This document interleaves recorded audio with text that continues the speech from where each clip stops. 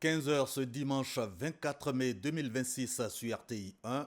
Voici les grands points de l'actualité de nos régions. Dans 3 jours, la Tabaski ou fête du mouton. Pas d'inquiétude à se faire, les marchés ivoiriens sont déjà suffisamment ravitaillés. Près de 650 000 moutons disponibles contre 500 000 l'an dernier. Filière anacarde, d'énormes progrès concernant la qualité de la noix de cajou pendant la présente campagne 2026. Des progrès grâce à la formation des producteurs par le Conseil coton anacarde Carité. Enfin, accès des populations à l'eau potable. 4 régions du pays en chantier pour environ 200 milliards de francs CFA investis par le gouvernement. Nous évoquerons dans quelques instants ces vastes chantiers d'hydraulique. Bonjour et bienvenue dans le journal des régions. La Tabaski, c'est dans 3 jours. Aucune inquiétude à se faire quant au ravitaillement du pays en moutons. 650 000 têtes ont déjà inondé les marchés ivoiriens contre 500 000 têtes de moutons l'an dernier. Révélation des acteurs de la filière bétail-viande, Soro Corona les a rencontrés dans le nord ivoirien. Poste juxtaposé de l'Alé-Rabat, frontière Côte d'Ivoire-Burkina Faso. Aucun camion transportant du bétail. Selon témoins, la situation dure depuis le 16 mai. Mais ce n'est pas un frein au ravitaillement des marchés de bétail pour la Tabaski. On a connu un flux ininterrompu de camions transportant du bétail. C'était pendant toute la journée, toute la nuit, jusqu'à ce que cette mesure rentre en vigueur à partir du samedi minuit. Voilà, donc depuis samedi, juste 2 camions qui sont venus du Bénin. Wangolo-Dougou, parking à bétail, même décor, mais les marchés à bétail ravitaillés. Ce qui explique que Wangolo n'est pas surchargé comme les autres années, parce que cette année-là, on a eu beaucoup de camions qu'on a reçus à la fois. Quand je vous prends de vendredi et à aujourd'hui, on a reçu à peu près 300 camions. Alors que les autres années, ça venait goutte par goutte. Nous osons dire que, en tout cas, chaque Ivoirien va avoir son mouton. Parce que quand nous faisons les statistiques, vraiment, nous disons que les moutons sont rentrés en Côte d'Ivoire. Plus de 650 000 moutons sont déjà disponibles sur les marchés ivoiriens. Ce ravitaillement va continuer jusqu'à la fête de la Tabaski à partir d'autres pays africains.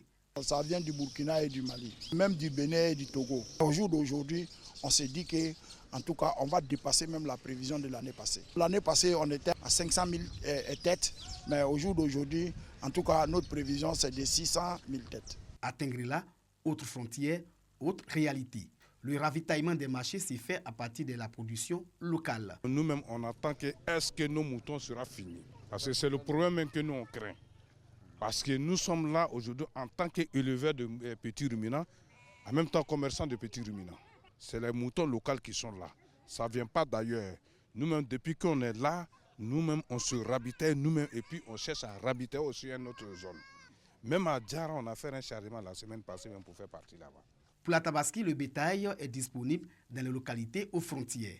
Les acteurs de la filière bétail doivent ce ravitaillement au président de la République, Alassane Ouattara. Nous disons merci au président de la République. Un grand merci à l'État de Côte d'Ivoire. Avec tout le démembrement de l'État, en tout cas, on nous a aidés pour cette campagne-là. Si nous-mêmes, on produit ici, et puis maintenant, on ravitaille nos parents ici, est-ce que ce n'est pas mieux que d'aller chercher ailleurs là? Je demande au l'État même de nous faire un appui. Ça peut être en matériel, ça peut être au financement. Du mouton pour la Tabaski reste le prix de la bête. Il a fallu une longue discussion avec le commerçant pour qu'Idrissa parvienne à s'acheter un mouton au marché de Ferki. On s'est entendu sur le prix. Bon, il avait dit 150, on s'est pris jusqu'à descendre à 40. Je suis satisfait du prix. Celle-là, elle est plus en forme que par rapport à l'année dernière. Il y a mouton 50 000, il y a mouton 100 000, 200 000, 60 000. Tout le monde peut manger son mouton. Réduire la dépendance de la Côte d'Ivoire en viande. Ce défi, selon les acteurs de la filière bétail-viande, passe par plusieurs leviers. La production locale par une professionnalisation de l'élevage des petits ruminants. Restons avec Soro Corona pour évoquer la qualité de la noix de cajou. Vous le savez, notre pays, la Côte d'Ivoire, est déjà premier producteur et premier exportateur mondial de noix de cajou, mais la qualité du produit reste le défi à relever et là-dessus, les progrès enregistrés cette année sont plus qu'importants. Reportage. En 2012, le gouvernement entreprend la réforme de la filière ANACAD pour la rendre plus compétitive. 3 ans après, la Côte d'Ivoire devient premier producteur et premier exportateur mondial de la noix de cajou. Le pays garde ce rang jusqu'en 2025 avec 1 500 000 tonnes contre 475 000 tonnes de noix de cajou en 2015. Le pari de la quantité gagnée il reste celui de la qualité. Le conseil coton ANACAD et Carité mise sur la coopérative. On a un partenaire technique qui est l'ANADER qui forme à travers le conseil agricole tous nos producteurs depuis la création des plantations jusqu'au démarrage de la commercialisation. La Copcavika, une coopérative de cajou et de vivrier, opère à Boaké. Elle suit ses producteurs depuis la mise en place des parcelles jusqu'à la récolte et post-récolte. La coopérative leur enseigne toutes les techniques. C'est demander à toutes les coopératives de donner cette formation aux producteurs dans le but qu'ils vraiment puissent obtenir vraiment cette qualité qui est recherchée par la Côte d'Ivoire. Nous sommes le premier pays producteur mondial en termes de quantité, mais qualité, c'est un défi vraiment que ensemble nous devons vraiment relever. 3 à 4 jours de séchage pour avoir des noix de cajou de bonne qualité. A contrario, le produit est simplement refoulé au port autonome d'Abidjan. Un produit qui doit être vendu peut-être à 500 francs du coup, 500 francs par 40 tonnes, ça fait 20 millions. Quand c'est rejeté, qu'il n'y a pas d'acheteur, tu risques vraiment d'aller brader. Comme si tu perdais au moins les 6 millions parce que tu n'étais pas appliqué, tu n'as pas pris le temps de bien entretenir ton produit ne fait pas vraiment de la qualité. À Boadougou, dans le Béré, première région productrice de noix de cajou, au siège de la société coopérative Korodougou. Inspection des productions venues des champs. Il s'agit de tester le taux d'humidité. Tout le mois de février, nous avons eu du 49 et du 48. Et arrivé en mois de mars, nous sommes partis dans les 47 et dans les 46. Cela veut dire que nous avons en tout cas eu de très bonnes qualités de noix de cajou en cette campagne 2026. Et nous avons reçu beaucoup de formations à ce sens. Et nous aussi, nous avons formé nos producteurs, en tout cas, à faire les bonnes pratiques agricoles, ramasser les produits chaque 2 jours et mettre au soleil pendant les 3 jours, à temps du soleil et à temps couvert pendant 1 semaine. À l'issue des tests, le produit humide est à nouveau séché. À ce stade, la tâche des femmes consiste à trier les mauvaises noix. Ce qui est noir dedans, c'est ça on trie. C'est ça que nous travaillons. Parce que noir là, c'est gâté. Après le triage, maintenant, on fait encore une autre analyse pour voir si c'est bon ou pas. Mais si c'est bon, on charge. À chaque campagne, les sociétés coopératives mettent en jeu des prix de meilleurs producteurs. Une concurrence pour booster la qualité de la noix de cajou. Après chaque campagne, on essaie de voir les producteurs, quels sont ceux qui ont donné de la meilleure qualité, de la bonne qualité. C'est sur cette base-là que les producteurs sont récompensés à la Copcavika. Donc, quand il y a la compétitivité en termes de qualité, tout le monde essaie vraiment de s'adapter, de se donner vraiment pour pouvoir obtenir vraiment la qualité. À côté du défi de la qualité, la transformation locale de l'ANACAD est un combat du gouvernement. Elle dépasse 40% de la production nationale en 2025. Le gouvernement encourage l'installation d'unités de transformation. Emploi jeune à présent. Mardi 19 mai 2026, le ministre de la Promotion de la Jeunesse, de l'Insertion professionnelle et du service civique a annoncé un vaste programme de formation et d'insertion des jeunes dans leurs localités respectives. Mamadou Touré était l'invité de RTI 1 Reçoit, émission présentée par Hamza Diaby. Extrait. Programme qui s'adapte en fonction des réalités économiques. Moi, je dis la vérité. Près de 80% du tissu économique se trouve en zone sud, avec les 2 ports que nous avons, Abidjan et San Pedro. Donc, beaucoup d'entreprises préfèrent s'installer pas trop loin, parce que vous avez le port qui permet d'exporter vite. Aujourd'hui, ce que le gouvernement essaie de faire, c'est Parce que si ça continue ainsi, un exode massif va être... non, ce que le gouvernement essaie de faire, c'est de décentraliser les zones industrielles et les agropoles. Et donc, c'est de faire en sorte qu'on ait de grands pôles économiques donc dans différentes régions. Mais en attendant, les réponses qui sont apportées pour l'insertion des jeunes le sont en fonction des réalités économiques de chaque région. Bien évidemment, si vous cherchez des profils pour travailler donc dans des industries, vous avez beaucoup plus d'industries dans la zone sud.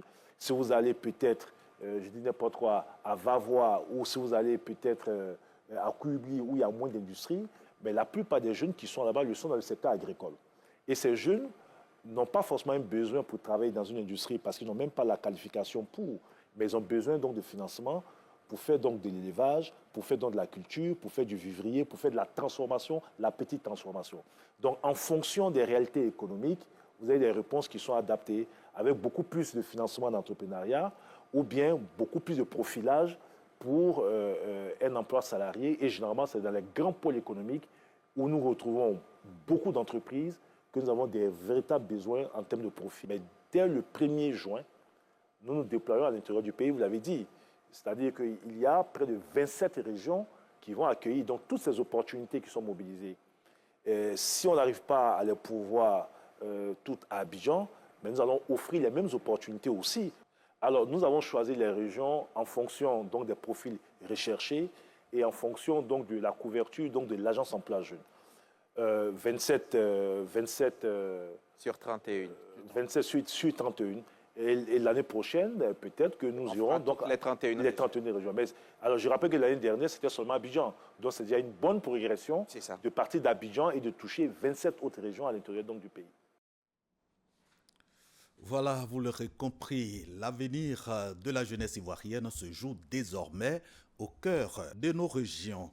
Le Premier ministre Robert Begré-Mambé a annoncé pour cette année plus de 86 000 opportunités, dont 38 000 insertions professionnelles et 50 000 stages d'immersion. Le chef de gouvernement a fait cette annonce à l'ouverture de la Foire nationale de l'emploi et du recrutement, une 3e édition en 2 phases. La première à Abidjan du 18 au 21 mai 2026 et la seconde phase du 1er au 3 juin 2026. Le district autonome de Yamoussoukro et les autres régions couvertes par l'Agence Emploi Jeunes vont accueillir cette foire. À présent, direction d'Aloa, région du Haut-Sassandra. Les forages alternatifs des populations face aux récurrentes pénuries d'eau potable. Cette ruée populaire qui menace les nappes souterraines est provoquée par le déficit de production d'eau de qualité, bien que des projets du gouvernement tentent de corriger la situation. Godefroy Okambawa. Au quartier Tazibou, université dans la commune de Daloa, la scène qui illustre le quotidien des populations, l'approvisionnement en eau potable. Chaque jour, des femmes, des hommes et des enfants convergent vers des forages installés dans des habitations pour leurs besoins quotidiens en eau potable et consommable. Dans la cité des Antilopes, où l'on doute de la qualité de l'eau qui sort des robinets et où l'on reste convaincu que cette eau est impropre à la consommation, ceux-ci trouvent en ces forages une bien meilleure alternative. Il y a des particuliers comme ça qui ont ces moyens-là pour pouvoir avoir de l'eau potable chez eux à la maison. Ils nous permettent d'utiliser leur eau qui est plus propre que l'eau que nous recueillons dans les robinets. Et c'est cette eau-là que nous buvons. L'eau même que toi-même tu reçois dans ton robinet, là, tu ne peux pas te laver avec. Tu ne peux pas boire. Parce que tant que tu n'as pas déposé, le déchet ne peut pas rester en bas, l'eau ne peut pas rester en haut. Si tu prends net, tu bois, tu as mal au ventre. C'est difficile, vraiment. Côté l'eau là, il n'y a qu'à voir. De l'eau potable obtenue à partir de forages et mis gratuitement à la disposition des populations par des bonnes volontés en réponse aux cris de cœur des populations à qui l'on brandit des factures d'eau chaque trimestre. Un exemple de solidarité qui trouve écho dans tous les autres quartiers de Daloa. Ici, dans le secteur de Tazibou pastoral, Un autre forage ouvert nuit et jour avec service non-stop à la différence de ceux installés dans les habitations. C'est à cet endroit que déferlaient tous les quartiers pour se ravitailler en eau potable jusqu'à ce que l'idée de l'offre gratuite gagne plusieurs propriétaires de maisons. À chaque fois, il y a des coupures. Ça peut faire une semaine, 1 mois, 2 mois, 3 mois même. Donc chaque matin au quotidien, on vient prendre de l'eau. On fait la distribution de cours en cours. Souvent, d'autres prennent par bidon 200 francs, souvent aussi d'autres prennent 150. Aujourd'hui, l'affluence sur le site a considérablement baissé. Mais parce que le forage est ouvert à tous les jours et à toute heure. Il est devenu symbole de résilience des populations dans leur quête d'eau potable. C'est tout le quartier, Archives, Pastoral, tous ces quartiers-là, même ancien corridor d'Abidjan, ils prennent Tristis pour venir puiser l'eau ici, tous les jours. Et puis c'est l'eau propre. En tout cas, si ça fait de l'eau ici, là, seulement, le monsieur qui a fait le coin, là, il a sauvé les gens. Quand il pleut, là, ça a été bien à l'eau. Et puis ça bouche le trou. S'il n'y a pas de caniveau, le coin ne peut pas être bien propre. Donc, raison pour laquelle on veut un bon caniveau, là, l'eau là sera bien propre. Dans la ville de Daloa, les forages commencent à devenir une exigence dans les demandes en logement. Et heureux, ceux qui en possèdent. Direction le quartier Manioc. On y dénombre 3 forages dont la première date de 2010. L'initiateur, un opérateur économique, Ali Koulibaly, propriétaire d'une entreprise de transformation de bois établie dans ce quartier. Sa vocation a toujours servi et sa volonté d'aider les populations souffrant des coupures d'eau trop fréquentes et fuyant la mauvaise qualité de l'eau servie par les châteaux ont guidé son action. Grâce à ces forages où l'on peut se ravitailler à sa satiété tous les jours et à toute heure, finit la galère et le casse-tête de l'approvisionnement en eau potable. C'est ouvert, dès que vous avez un problème d'eau, vous venez vous servir et puis vous repartez. Tout le monde est bénéficiaire et ici, il n'y a pas à faire de dire que c'est strictement alloué à une tierce personne, non. C'est lié à tout le monde. On dit vraiment merci à ce monsieur qui a toutefois pensé à créer ce robinet pour pouvoir servir, comme on appelle la population de ce quartier. On ne peut pas utiliser l'eau de robinet pour pouvoir même se laver, même pour boire, même on ne peut pas. À ce jour, au total, 9 forages mis gracieusement à la disposition des populations de Daloa par Ali Koulibaly en cohérence avec la responsabilité sociétale de son entreprise. Tous ces forages sont alimentés de façon électronique. Voilà, c'est-à-dire que c'est branché directement avec de l'électricité. Et c'est donné à la population de Daloa à n'importe quelle heure gratuitement comme action sociale. S'il y a une panne même directement que c'est détecté automatiquement, nous avons des techniciens pour répondre aux besoins et puis rapidement mettre ça à la disposition des gens. De tous ces mots connus, l'accès à l'eau potable est le plus grand mal dont souffre Daloa. Aujourd'hui, ce n'est pas la question du manque d'eau à laquelle les populations ont fini par s'habituer qui fâche, mais la qualité de l'eau distribuée par la SODECI.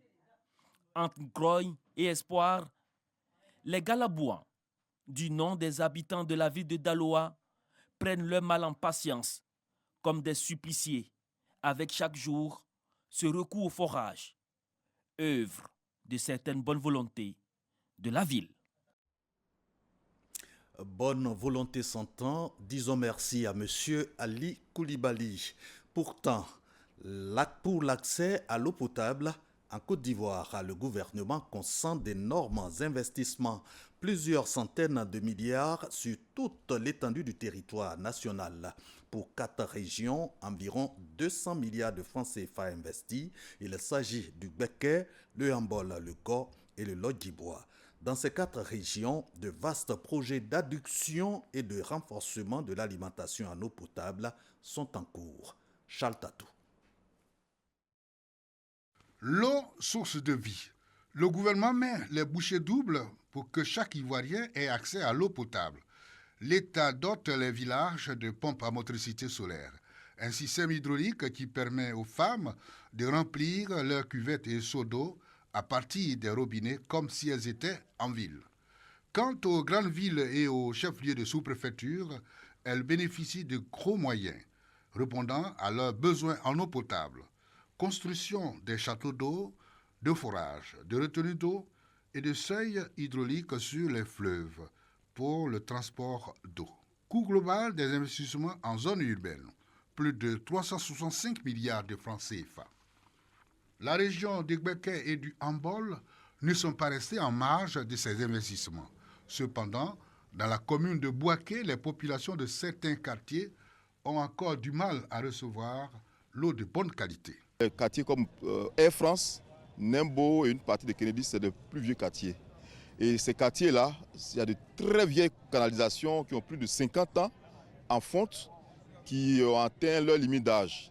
Chaque jour, il faut faire des entretiens, au moins 4 heures, 6 heures, 5 heures d'entretien. Et à chaque fois que nous arrêtons l'usine, la conduite, ça s'assèche. Et quand nous remettons l'usine en marche, ça racle un peu le fond. Donc c'est ce qui crée la couleur de cette eau. Mais je rassure la population que cette eau est de très bonne qualité. Au niveau du Gbeke, on n'a pas de problème avec la ressource. Voilà. C'est 60 000 mètres cubes d'eau potable qui sont produits par nos usines. Et l'eau est de qualité. Et le petit bémol, c'est au niveau des travaux de pose de canalisation. Mais on est beaucoup avancé. C'est sur les 36 km linéaires qui sont prévus. On en a déjà exécuté 28,200. Dans le Hambol, la ville de Niakara est la seule localité où l'eau potable se fait rare, du fait de la faible quantité de ses eaux souterraines et de l'imperformance de sa retenue d'eau. Nous avons constaté effectivement le tarissement du barrage. Depuis un mois, on a 4 citernes de l'ONEP qui sont en mission à Niakara pour donner de l'eau aux populations. Et je crois que c'est des actes très positifs. Merci au gouvernement, merci pour ce soutien. Le ministre de l'Hydraulique, de l'Assainissement et de la Salubrité veut une accélération des travaux d'installation des équipements hydrauliques en cours sur toute l'étendue du territoire national. Après les régions du Gbeke et du Hambol, cap sur les régions du Lodibois et du Go. Donc nous sommes très heureux d'accueillir le directeur de cabinet et sa délégation. Tipa est heureux. Ici, le quartier Barrio Extension de la ville de Gagnois, en plein chantier de pose de tuyaux de distribution d'eau. C'est depuis Zambakro, c'est un grand projet et toutes les localités traversées bénéficient de l'adduction d'eau. En passant par Saint-Fra, toutes les Ouragayo, jusqu'à Gaïwa. Et on a pu avoir un linéaire de plus de 640 km de réseau. Mais arrivé à Gaïwa, ce n'était pas suffisant, donc il fallait des travaux complémentaires, mais que l'État a pris en compte, parce que les premiers travaux sont financés par l'AFD de plus de 84 milliards. Et là, les travaux complémentaires, c'est plus de 3 milliards. Les sous-préfectures de Galébré et de Kwasi-Lidié auront très bientôt de l'eau potable, grâce au projet hydraulique de l'État. Les populations de Kwasi-Lidié, déjà en joie. C'est comme envoyé Château là, j'ai trop content.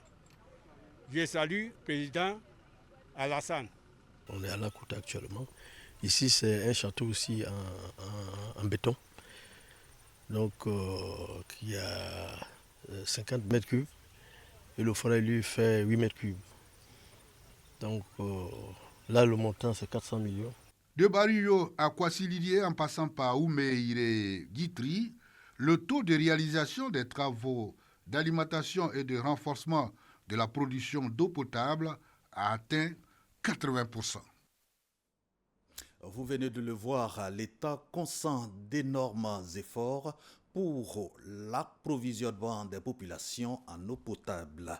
Terminons sur cette brève relative au bitumage de l'axe Bouandougou-Diara, long de 117 km dans la région du Béré. C'est le coordonnateur du PRICI, le programme de renforcement des infrastructures en Côte d'Ivoire, qui fait cette annonce. Gilbert Ekpini précise que les travaux démarrent ce mois de mai. Fin de cette édition, merci de nous avoir suivis. Le journal des régions revient dimanche prochain avec Doris Evandé et restez sur RTI 1.